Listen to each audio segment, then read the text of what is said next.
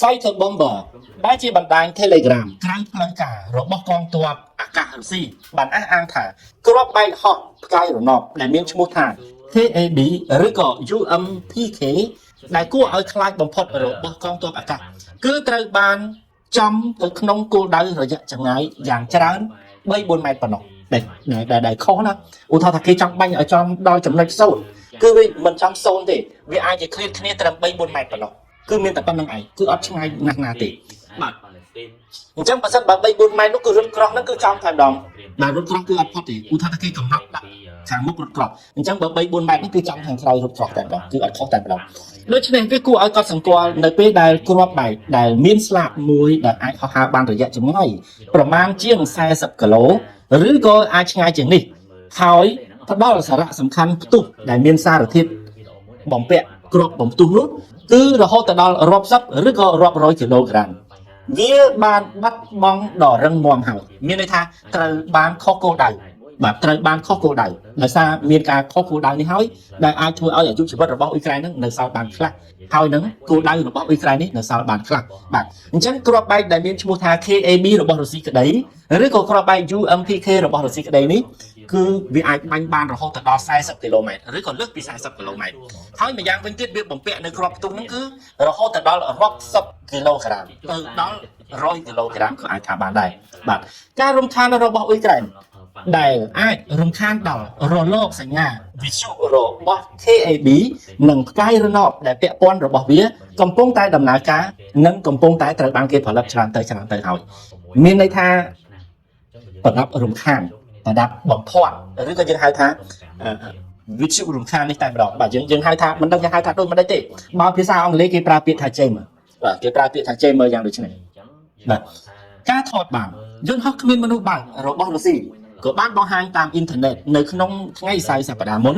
វាហាក់បីដូចជាពិពណ៌នាអំពីឥទ្ធិពលនៃការរំខានរបស់អ៊ុយក្រែននៅក្នុងភាពជាក់ស្ដែងនៅក្នុងវីដេអូយន្តហោះគ្មានមនុស្សបើកកំពុងតែដើរជុំវិញ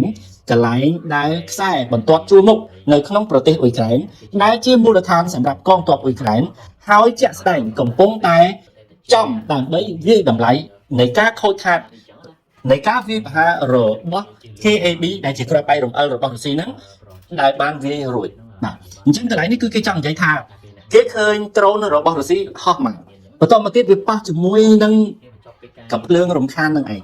បាទរបស់សម្រាប់បំភាន់នឹងឯងអញ្ចឹងដ្រូននោះវាហាក់បីដូចជាហោះអត់ចំគោលដៅបាទហើយមួយទៀតនៅក្នុងវីដេអូមួយដែលគេបង្ហាញថាមានដ្រូនរបស់អ៊ុយក្រែននេះកំពុងតែហោះជុំវិញនៅក្នុងកន្លែងគោលការណ៍មួយរបស់អ៊ុយក្រែនបាទយើងហៅថាជាមូលដ្ឋានរបស់អ៊ុយក្រែនអញ្ចឹងគេក៏បានថតឲ្យឃើញថាតើ KAB របស់រុស្ស៊ីដែលបានប្រើវាយមកនេះវាចំគោលដៅយ៉ាងដូចម្ដេចគឺថាវាខុសគោលដៅនេះតែម្ដងបាទអញ្ចឹងគឺគេចង់បញ្ជាក់នៅកន្លែងនេះគេថាមានការរំខានឧបករណ៍រំខានដូចនេះរបស់អ៊ុយក្រែននេះវាអាចធ្វើឲ្យទាំង KAB របស់រុស្ស៊ីទាំងដ្រូនរបស់រុស្ស៊ីនេះអត់ចំគោលដៅដល់មូលដ្ឋានទ័ពរបស់អ៊ុយក្រែនប្រមាណនោះទេបាទនេះគេចង់និយាយអញ្ចឹងបាទក៏ប៉ុន្តែនៅពេលដែល KAB ផ្ទុះវាក៏បានចាក់ឆ្ងាយរាប់រយយ៉ាតហើយវាក៏បានផ្ទុះនៅឯទីវាលស្រែមួយដែលអត់មានមនុស្សនៅអញ្ចឹងពេលដែលវាបាញ់មកតាមធម្មតាគឺគេកំណត់គោលដៅណាថានឹងចំកន្លែងណាប៉ុន្តែមកដល់ស្រាប់តែត្រូវបានប្រព័ន្ធឬក៏ឧបករណ៍រំខានរបស់អ៊ុយក្រែននេះវាបានឲ្យវាគេចពីគោលដៅអញ្ចឹងឆ្ងាយពីទីតាំងដែលគេកំណត់បានរាប់រយយ៉ាតហើយបន្តមកទៀតក៏វាផ្ទុះនៅលើទីវាលមួយដែលអត់មានគ្រោះថ្នាក់ការខូចខាតអីទៅដល់គោលដៅដែលអ៊ុយក្រែនកំពុងតែឈរនៅនេះនឹងគេចង់មានន័យដូចនេះការខកខានយ៉ាងទូលំទូលាយត្រូវបានគេរាយការណ៍ថាវាបានคล้ายទៅជារឿងធម្មតានៅតាមបណ្ដាជួរមុខដែលមានរយៈចម្ងាយរហូតដល់ជាង1000គីឡូម៉ែត្រខណៈពេលដែលប្រតិបត្តិការរបស់អ៊ុយក្រែនកាន់តែច្រើនឡើងនៅក្នុងវិស័យនៃការប្រើឧបករណ៍រំខានមួយនេះបាទគេហៅថាឧបករណ៍រំខានអញ្ចឹងទៅអញ្ចឹងនៅពេលដែលគ្រាប់បែករបស់រុស្ស៊ីដែលមានឈ្មោះថា KAB នេះបានវាយមកនេះអញ្ចឹងវាធ្វើឲ្យសមរភូមិដែលមានរយៈចម្ងាយរហូតដល់ជាង1000គីឡូម៉ែត្រនេះគឺត្រូវបានបញ្ជាចេញដែលត្រូវបានបញ្ជាយ៉ាងទូលំទូលាយតែម្ដងមានន័យថាបញ្ជាយ៉ាងភាគច្រើនតែម្ដងបើមិនបានបញ្ជាចេញនោះទេម្ល៉េះរុស្ស៊ីគាត់វាយខ្ទេចហើយគឺគាត់អត់សូវបញ្ជូនកងថ្មើរជើងដើម្បីឲ្យមកទប់ទល់ជាមួយនឹងកងទ័ពរបស់អ៊ុយក្រែនដោយផ្ទាល់ទេភាគច្រើនរុស្ស៊ីគឺគាត់ធ្វើការវាយប្រហារ ដោយគ្រាប់បែករំអិលនេះមកពីចង្អាយតាមអាកាសមកសិនក៏ដូចជាដ្រូនមកសិនបន្តមកទៀតពេលដែលវាយកន្លែងនឹងត្រូវគ្រាប់ធំធំខ្ទេចហើយបានគាត់បញ្ជូនកងទ័ពថ្មើរជើងគាត់មកដើម្បីចិញ្ចាំយកហើយក៏យកទឹកដីអ៊ុយក្រែននេះទៅតែម្ដងប៉ុន្តែនៅពេលដែលប្រតិបត្តិការនៃឧបករណ៍រំខាននេះមើលទៅហាក់បីដូចជាកាន់តែច្រើនទៅដោយសារប្រសិទ្ធភាពរបស់វាធ្វើបានការនោះគឺធ្វើឲ្យកងទ័ពនៅជួរមុខរបស់អ៊ុយក្រែនអាចឈរនៅបានយូរនៅក្នុងរយៈចម្ងាយ 1000 គីឡូម៉ែត្រនេះអញ្ចឹងអស់លោកអាចទទួលយល់ណាកន្លែងនេះណាអស់លោកណាដោយសារវាមានឧបករណ៍រំខានយ៉ាងដូចនេះ Fighter Bomber ដែលជាបណ្ដាញសារព័ត៌មាន Telegram គាត់បានកត់សម្គាល់កាលពីខែមុនថានេះគឺជាយុគសម័យនៃ UMPK បានប្រែក្លាយទៅជារយៈចម្ងាយខ្លីហើយមានន័យថាសម័យ UMPK គឺជាសម័យគ្រាប់បែកដែលបំពាក់ដោយ GPS នេះហ្នឹងណាអស់លោកណា UMPK គឺជាបែបគ្រាប់បែកដែលគេបំពាក់ដោយ GPS ដែលបាញ់ពីរយៈចម្ងាយមកនេះឥឡូវនេះគឺថាវាកាន់តែរួមទៅហើយពីព្រោះគេរកវិធីសាស្ត្រដើម្បីកាត់បន្ថយនៃការចំគោលដៅរបស់វាអាហ្នឹងគឺបែបដូចនេះបាទសង្ឃឹមថាអស់លោកអ្នកយល់ពីអ្វីដែលខ្ញុំចង់ជម្រាប Fighter Bomber គាត់បានរាយការណ៍ថាអញ្ចឹងដូចខ្ញុំជម្រាបអញ្ចឹង Fighter Bomber គឺជាបណ្ដាញ Telegram ដែលគាត់យកព័ត៌មានរឿងការវាយប្រហារនេះគាត់បានរាយការណ៍ថាគ្រាប់បែកនៅតែហោះហើរក៏ប៉ុន្តែក៏វានៅតែមានការចាប់បាននៅតែមានទេដូចជា KAB របស់រុស្ស៊ីក្តីដូចជា UMPK របស់រុស្ស៊ីក្តីនៅតែប្រើក៏ប៉ុន្តែការចាប់បានគឺនៅតែចាប់បានដោយប្រព័ន្ធរំខានរបស់វានេះណា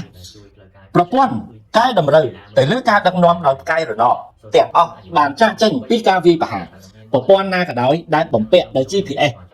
និយាយពីខាងរុស្ស៊ីណាអស់លោកណាដែលបំពាក់ដោយ GPS នេះឥឡូវនេះគឺត្រូវបានមិនសូវគេយកមកវាយដូចមុនទៀតទេពីព្រោះវាយទៅវាខាតទីមួយគ្រាប់ហ្នឹងក៏វាថ្លៃទីពីរវាយទៅក៏មិនសូវចំគោលដៅប្រហែលអញ្ចឹងហើយបានជាវាត្រូវបានចាក់ចេញពីការវាយប្រហារមានន័យថាគេអត់សូវយកមកប្រើសម្រាប់ហេតុផលដ៏ចម្បងមួយទៀតវិទ្យុបំភាន់របស់អ៊ុយក្រែនគឺមានប្រសិទ្ធភាពច្រើនណាស់បាទអញ្ចឹងហេតុផលហ្នឹងគឺគេផលិតបានកាន់តែច្រើនទៅហើយគុណភាពរបស់វាដែលយកមកប្រើហ្នឹងគឺអាចបំភាន់បានក៏កាន់តែច្រើនដែរគ្រាប់បែករំកិលរបស់រុស្ស៊ីគឺមិនសូវទូលំទូលាយចំពោះក្រុមតារារណប GPS ដោយផ្ទាល់របស់សហរដ្ឋអាមេរិកទេចង់និយាយថាគ្រាប់បែករំកិលរបស់រុស្ស៊ីនេះគឺគេអត់សូវដាក់ GPS ទេរបស់សហរដ្ឋអាមេរិកពួកផ្កាយរណបរបស់សហរដ្ឋអាមេរិកនេះគឺអាមេរិកគាត់អនុញ្ញាតឲ្យប្រើតែប្រទេសណាដែលជាសម្ព័ន្ធមិត្តរបស់ខ្លួនបាទអញ្ចឹងនៅរុស្ស៊ីនេះគឺអត់បានទៅសុំច្បាប់ពីអាមេរិកយកមកប្រើទេគឺរុស្ស៊ីគាត់ផលិតខ្លួនគាត់ដែលគាត់មានប្រភេទដែលអាចរកគោលដៅបានរបស់គាត់មួយយ៉ាងទៀតហ្នឹងចឹងណាអរលោកណាដោយគ្មានការភ្ជាប់សម្រាប់កែតម្រូវឬក៏គ្រាប់បែករំកិលនេះគឺមានទំនោរទៅឆ្ងាយនិងការផ្ទុះដែលមិនបង្កឲ្យគ្រោះថ្នាក់ទៅលើទីវាលមួយចំនួន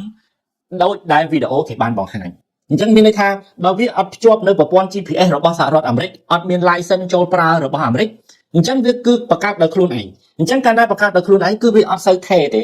បាទមិនថារុស្ស៊ីធ្វើមិនបានទេគឺគេធ្វើបានក៏ប៉ុន្តែ100គ្រាប់ចឹងទៅវាអាចខូចច្រើនបាទបើដូចអាមេរិក GPS របស់អាមេរិក100គ្រាប់ចឹងទៅគឺវាអាចមានគុណភាពច្រើនវាអាចត្រូវច្រើនអាហ្នឹងគឺវាខុសគ្នាអញ្ចឹងបើអញ្ចឹងដូចជាវីដេអូដែលគេបានបង្ហាញអញ្ចឹងគឺថាវាខុសគោលដៅហើយវាធ្លាក់ទៅឯវាស្រែនោះអត់មានមនុស្សនៅនោះគេពង្រៀងវាបាត់មកដល់នោះគឺគេចាប់បានហើយគេបញ្ជូនវាទៅហួសទៅបាត់ចឹងទៅបាទគេបង្ខំនៅគោលដៅដែរវាត្រូវគេកំណត់មកចឹងទៅបាទវាហាក់បីដូចជាអ៊ុយក្រែនកំពុងតែដាក់បង្រៀនកាន់តែច្រើនទៅនៅឧបករណ៍បំភាន់មួយនេះបាទ KAB វាអាចជាបាត់បង់ភាពត្រឹមត្រូវទាំងអស់របស់វានៅតាមបណ្ដាខាងមុខក៏ប៉ុន្តែក្រុមហ៊ុនដែលផលិតឧបករណ៍រំខាននេះរបស់អ៊ុយក្រែនគឺបានបិទបាំងនៅផ្នែកសំខាន់មួយចំនួនរួមទាំងកាគីវនៅភាគខាងជើងនិងចាប៉ូរីចានៅភាគខាងត្បូងបាទនេះគឺជារឿងមួយដែលគេយកវាយកទៅប្រើក្រុមហ៊ុនដែលផលិតឧបករណ៍រំខានដ៏ឈានមុខរបស់អ៊ុយក្រែននេះគឺគេយកវាយកទៅដាក់ប្រើនៅក្នុងខេត្តដូចជាកាគីវចឹងដែរដូចជានៅក្នុងខេត្តចាប៉ូរីចាអីចឹងដែរគឺគេយកវាទៅប្រើបើមិនអញ្ចឹងទេកាគីវនេះរងនៃការវាយប្រហារខ្លាំងណាស់ដោយសារអីដោយសារកាគីវវានៅគៀកតំបន់បេហ្គូរូតរបស់រុស្ស៊ីខ្លាំងពេកចម្ងាយត្រឹមតែ7គីឡូពីគ្នានឹងពីបេហ្គូរូតមកដល់កាគីវហ្នឹងអញ្ចឹងរុស្ស៊ីគាត់បាញ់ច្រើនពីទឹកដីរបស់គាត់មកចំកាគីវអញ្ចឹងគេយកកន្លែងឧបករណ៍រំខាននេះដើម្បីទៅដាក់ការពារនៅទីនោះដើម្បីជួយរំខានបាទអញ្ចឹងវាអាចរំខានបានទាំងដ្រូនផងវាអាចរំខានបានទាំង KAB របស់រុស្ស៊ីនេះផងដែលបំពាក់នៅប្រព័ន្ធចាប់គោលដៅដ៏ត្រឹមត្រូវរបស់រុស្ស៊ីនេះផងវាអាចធ្វើការរំខានបាន ដល់ពេលបើសិនជាអស់លោកសួរថាហើយចុះមិនក៏ខ្ទេចខ្ទីអីសម្បើមវាខ្ទេចខ្ទេចហើយពីព្រោះរុស្ស៊ីគាត់ធ្វើការ24ម៉ោងលើ24ម៉ោងហើយម្យ៉ាងវិញទៀតរុស្ស៊ីទៀតសោតនៅក្នុងមួយថ្ងៃមិនដឹងជាគាត់វាយប្រមាណដងទេគឺអ្នកទប់ទល់របស់អ៊ុយក្រែនគឺអត់មានកម្លាំងទប់ទល់ទេបាទរតែពេលសម្រាប់មិនបានផងនេះនៅក្នុងតំបន់នៃជួរមុខណាអស់លោកណាបាទគឺថាវាយខ្លាំងណាស់អញ្ចឹងអស់លោកអាចនិយាយអំពីត្រឹមតែទំហំទៅបានហើយរុស្ស៊ីចង់មកជាហ៊ានពិភពលោកខ្លួនឯងហ្នឹងចង់មកជាហ៊ានពិភពលោកហើយដល់ពេលមកចាប់ផ្ដើមវាយអ៊ុយក្រែនទូចមួយនេះបាទទូចមែនតើណាគាត់វាយអញ្ចឹងវាត្រូវតែរងនៃការប៉ះពាល់នេះតែម្ដងមហាអំណាចរយៈមួយហើយដល់ពេលមកវាយកូនក្មេងទូចមួយអញ្ចឹងកូនក្មេងហ្នឹងបើទោះបីជាមិនចាញ់ក៏តិចខ្ទីមុខមាត់ទៅហើយបាទគឺទ្រាំខ្លួនទៅហើយហ្នឹងអញ្ចឹងបាទមិនមែនធម្មតាទេរុស្ស៊ីគឺគាត់ខ្លាំងណាស់គឺគាត់ធំណាស់បាទប៉ុន្តែគ្រាន់តែថាមនុស្សម្នាយើងទោះបីធំប៉ុណ្ណាក៏ដោយមានប៉ុណ្ណាក៏ដោយល្អប៉ុណ្ណាក៏ដោយមុខមាត់ហ្នឹងបើអត់មានសេចក្តីថ្លៃថ្នូរសេចក្តីទៀងត្រង់នៅក្នុងខ្លួនទេគឺចាត់ទុកថាជាមនុស្សហ្នឹងអត់ប្រយោជន៍ទេ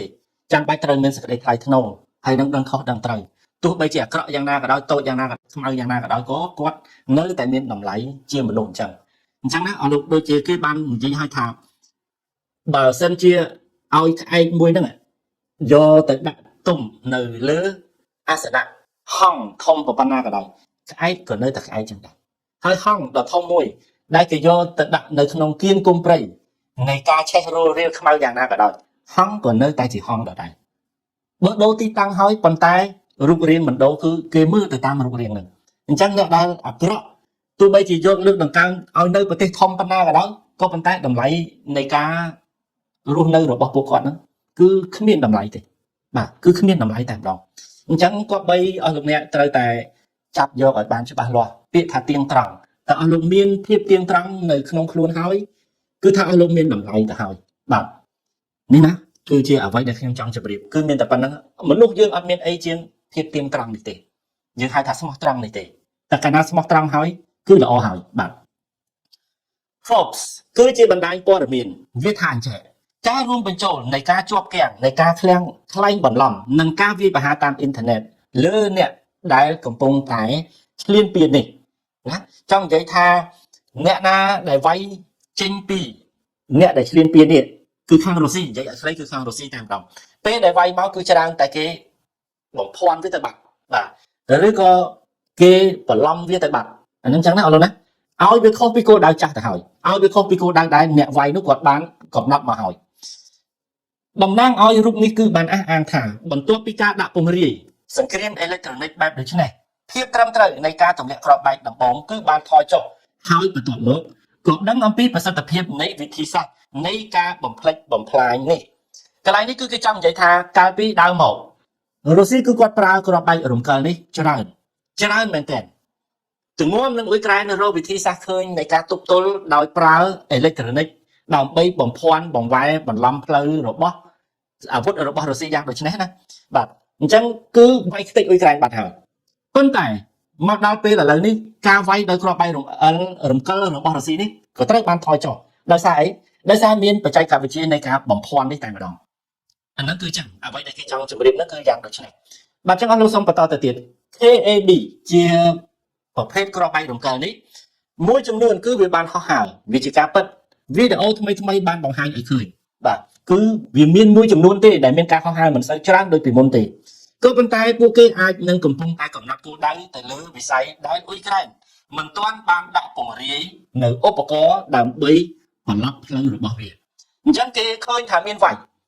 ដោយប្រើ KAB នេះគឺវាយទៅចំគោលដៅណាដែលអ៊ុយក្រែនមិនទាន់យកឧបករណ៍បំភាន់នេះយកទៅដាក់បាទអត់ទាន់បានត្រូវការពារដោយឧបករណ៍បំភាន់នេះអញ្ចឹងហើយបាន KAB នេះនៅតែអនុវត្តនៃការវាយប្រហាររបស់ខ្លួនប៉ុន្តែបើសិនជាគោលដៅណាដែលមានឧបករណ៍បំភាន់នេះហើយគឺរុស្ស៊ីហាក់បីដូចជាមិនសូវវាយទេបាទនេះអ្វីដែលគាត់ចង់បញ្ជាក់ពេលនេះអ្នកដែលកាន់ឧបករណ៍បំភាន់បែបដូចនេះដែលតែងតែចាប់នៅគ្រាប់បែកគឺវាឲ្យគ្រាប់បែកនោះវាវង្វេងផ្លូវហើយនឹងការផ្ទុះនៅឯវាលស្រែជំនួសឲ្យអាគារដែលពោពេញទៅដោយទាហានរបស់អ៊ុយក្រែននឹងអញ្ចឹងណាទាហានរបស់អ៊ុយក្រែនគាត់នៅក្នុងអាគារមួយនៅក្នុងផ្ទះមួយចឹងជ្រកកោនចឹងទៅអញ្ចឹងនៅពេលដែលគ្រាប់បែក KAB របស់រុស្ស៊ីបាញ់មកចំគោលដៅនៅកន្លែងហ្នឹងវាត្រូវបានគេពង្រៀនឲ្យវាទៅផ្ទុះនៅកន្លែងវាលស្រែមួយដែលអត់មានអី នេះអ្វីដែលគេចង់និយាយគឺយ៉ាងដូចនេះបាទអញ្ចឹងខ្ញុំសង្ឃឹមថាអស់លោកអ្នកនឹងទទួលយល់ដោយរីករាយណាអស់លោកណាពីព្រោះវាហាក់បីដូចជាពិបាកដែរដោយសារគេពិពណ៌នាអំពីអ្វីមួយដែលយើងអត់ទាន់ដែលបានជួបយើងអត់ដែលបានប្រើប្រាស់មកតែខ្មែរយើងសង្គ្រាមរ៉ាំរ៉ៃយូរមកដែរក៏ប៉ុន្តែនៅឧបករណ៍ទំនើបបែបដូចនេះគឺយើងអត់ទាន់ទេទើបមកដល់សម័យនេះទេដែលទើបតែមានឧបករណ៍យ៉ាងដូចនេះក៏ប៉ុន្តែមកដល់សម័យនេះក៏ខ្មែរយើងសង្គ្រាមចប់អស់អញ្ចឹងយើងអត់បានដែលប្រើទេដល់ពេលអត់បានដែលប្រើទេវាហាក់បីដូចជាថ្មីណាស់សម្រាប់ខ្មែរយើង